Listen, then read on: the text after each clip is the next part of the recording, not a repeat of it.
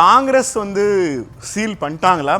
மறைமுக பேச்சுவார்த்தையில் காங்கிரஸ் ஒரு டீல் சைன் ஆகிடுச்சு. ஏன்னா எப்போவுமே நீங்கள் கூட்டணி பேச்சுவார்த்தைக்குள்ளே அமைச்சிங்கன்னா முதல்ல இந்திய யூனியன் முஸ்லீம் லீக், ரெண்டாவது காங்கிரஸ், இதுதான் வழக்கம். அவங்க ரெண்டு பேருக்கும் ஃபைனலைஸ் ஆகிடுச்சா நம்பரு?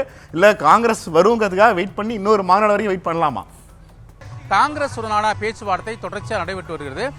காங்கிரஸ் உடனான பேச்சுவார்த்தை மேல்மட்டம் அளவில் நடைபெற்று வருகிறது.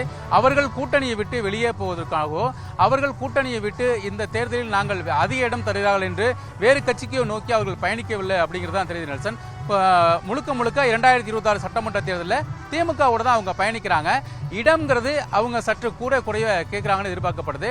சராசரியாக போன தடவை 25 கேட்டு பெற்றாங்க. இந்த முறை கூடுதலாக 5 பெறுவதற்காக தயாராக இருக்காங்க.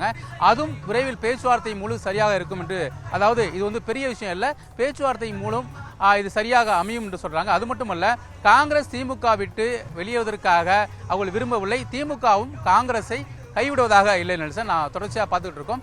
எந்த இடத்துலையும் இந்த காங்கிரஸ் உடனான பிரிவுங்கிறது ஒரு சில அமைப்பாளர்கள், கட்சியினுடைய நிர்வாகிகள் தொடர்ச்சியாக பேசுகிறாங்க. அதுக்கும் முக்கியமான காரணம் அங்கே இருக்க மாவட்ட திமுக கூட இருக்க பிரச்சனை தான். அவங்களுக்கு தலைமை மேலே இருக்க பிரச்சனை இல்லை, அங்கே இருக்கக்கூடிய மாவட்ட நிர்வாகம் மற்றும் மாவட்ட அமைச்சர் மூல இருக்க பிரச்சனை மட்டும்தான் அவர்கள் இந்த கோபத்தை வெளிப்படுத்துகிறாங்களே தவிர, இது காங்கிரஸுடைய தலைமைக்கு திமுக மீது இல்லை கோபமோ, திமுக தலைமை மீது காங்கிரஸுக்கு உடனான உள்ள கோபமும் இல்லை. கிட்டத்தட்ட 2017 இந்த கூட்டணி ஒன்றா இருக்காங்க. அது மட்டும் இல்லை, ஒட்டுமொத்த இந்தியா முழுமைக்குமே யார் புறக்கணித்தாலும் காங்கிரஸை திமுக மட்டும்தான் தொடர்ச்சியாக தூக்கி கொண்டாடி கொண்டிருக்கிறது.